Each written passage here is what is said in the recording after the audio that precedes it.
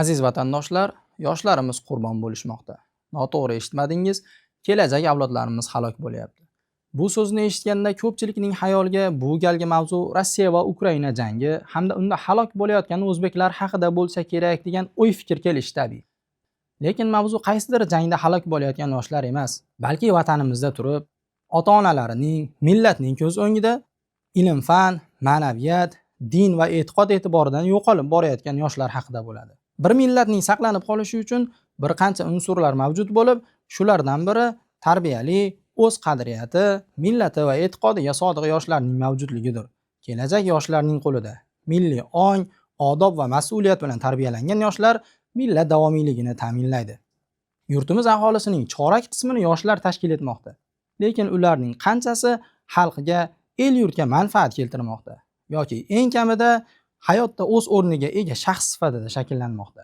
Hozirda yoshlarimiz orasida sodir bo'layotgan holatlarga haqiqat ko'zoynagi bilan nazar solsak, ularning ko'plari umrlarini arzimagan narsalarga sarflayotganliklarini ko'ramiz. Zamonaviy foydali ilm-fanlardan uzoqlik, tinimsiz o'yin-kulgu, faqat ovqat, aylanish yoki internet tarmoqlarida behayo va foydasiz kontentlar ishlash va ularni kuzatish. Bu va bundan boshqa qadr past va qadrni pastlatadigan ishlar kelajak avlodlarimizning tomiriga bolt urmoqda. Boshqa tarafdan yoshlarimizni bunday holatlarga tushishlarida tashqi omillar ham rol o'ynamoqda.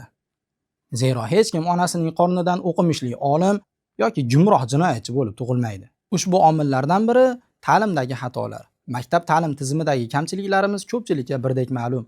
O'quvchilarning darslarni to'liq va puxta o'zlashtirishlari hamda ularning bilim darajalari ularning formasi yoki sochining kalta qisqa ekanligidan keyin o'rinda turadi. Hech kim talabani nima biliming bor sani, nimani o'qiyapsan, nimaga qiziqyapsan, nima kamchiligi bor deb so'ramaydi. Hamma faqat bitta narsa so'raydi: galstuk qani deydi, forma qani deydi. Nima sababdan biz tashqi kiyimni bilimdan ustun qo'ydik? Qachon shu narsa yuz berdi? Xo'p, galstuk. Mana yopishib o'lamiz-ku biz shu galstukka. Menga savolimga kimdir javob bersa, o'zi nimaga o'zbek galstuk taqish kerak? Galstuk nima, bizning ota-bobomizdan qolgan bizning merosimizmi? Bizning bu nima milliy mentalitetimizni bu ichiga kirib ketgan narsa. Hech qachon o'zi o'zbek galstuk taqmagan. Tarixan Amir Temur ham galstuk taqmagan, Alisher Navoiy ham galstuk taqmagan. Galstuk bizga g'arbdan kirib kelgan bir kiyimi, bir atributi. Chirigan g'arbdan. Chirigan g'arbdan, kстати, g'arbga yomon ko'rasizlar. Chirigan g'arbdan kirib kelgan bir atribut deb oladigan bo'lsak, xolasi kiyadi, xolamasa kiymaydi. Nima kerak bor odam majburlab galstuk taqdirib? O'quv protsessiga galstukka bor yo'qligini nima aloqasi bor? Doktorlarniki mana shu dahshat. Nimaga bechoralarni boshiga kalpak kiyib leksiya yozadi, men umuman tushunmayman. Qadrli talabalar, bitta narsani bilinglar. Mabodo darsga kirganinglarda o'qituvchi sizga qarab, formang qani, nimaga choching olinmagan, nimaga galstuking yo'q deb gapirayotgan bo'lsa, biling, o'sha o'qituvchi bugun nima dars o'tishini o'zi ham bilmaydi. Bugun uni gapiradigan gapi yo'q. O'zi fanini ham uncha yaxshi bilmasa kerak. O'shaning uchun sizni kiyimingizga, sizni chochingizga, sizni galstukingizga osiladi. Agar o'qituvchi haqiqatan o'zini fanini yaxshi biladigan bo'lsa, o'zini bilimi bor o'qituvchi bo'ladigan bo'lsa, u sizni tashqi ko'rinishingizga qarab ham o'tirmaydi. Bo'ldi, shu darsni o'tish kerak bo'lsa, o'zini darsini o'tadi, aytadigan gapini gapiradi. Nima sababdan, yana bir marta shu savolni, nima sababdan biz bilimdan ko'ra tashqi ko'rinish, kiyimni birinchi o'ringa qo'yganmiz? Nega? Soqoli ozroq sabza urgan o'quvchi yigitlar yoki ro'mol o'ragan o'quvchi qizlarning tazyiqga uchrashlari barchaga birdek ma'lum. Sizga kim vakolat berdi dars jarayonidan talabani chiqarib yuborishga va kamsitishga? Sizni fikringiz, sizni aytayotgan narsalar O'zbekiston Respublikasi qonunchiligidan, prezident qaroridan ustun turadimi? Medinusning ichki nizomlari O'zbekiston Respublikasida hozirgi ishlab turgan qonundan ustun turadimi? Kim sizga vakolat berdi? Kim sizga ruxsat berdiki bu talabani darsdan chiqarib yuborishga? Men bu qizni amakisiman deyman, Jo'rayev Sherzod Boymurodovich. Xo'p. Men kecha kelib dekanatda Dilshod aka bilan gaplashib ketganman shu masalani. Nima uchun bu qizimiz endi telefon qilib dekan bilan o'qish kerak, siz hal qiladigan masalani nechinchi marta bu holat takrorlanyapti?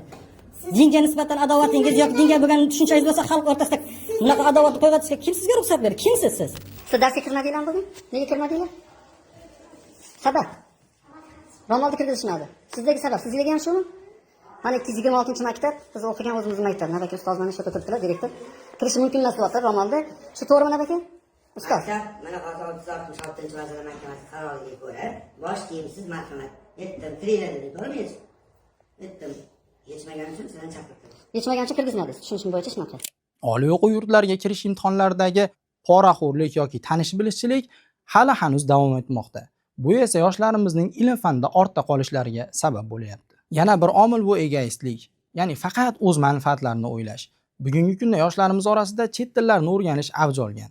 Bu albatta yaxshi, lekin chet tillarini o'rganayotgan yoki Yevropa mamlakatlarida tahsil olib qaytayotgan yoshlarimizning o'rtasida milliy qadriyatlarimizga, hatto diniy e'tiqodlarimizga ham shubha bilan qarash kuchaygan. Yoshlarimiz ana shu tashqi yaltiroq, ichki qaltiroq Yevropaning egoistlik madaniyatidan ham ta'sirlanishmoqda. Bu esa faqat o'zini o'ylaydigan, jamiyat bilan ishi yo'q avlodni shakllantirmoqda. Boshqa tarafdan yoshlarimiz o'rtasida o'z ilmiy va jismoniy salohiyatlarini rivojlantirish o'rniga qayoqdayoq bachkana, tarbiyasiz insonlarning tuban hayot turmush tarziga qiziqish avj olgan.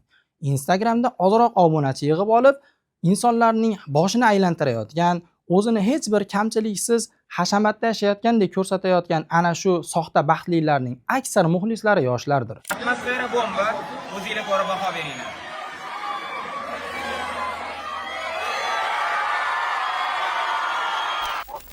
Nikin nima sani? Bek, xotirni U mana buni qara yig'lavordi. Nima yig'layapsan?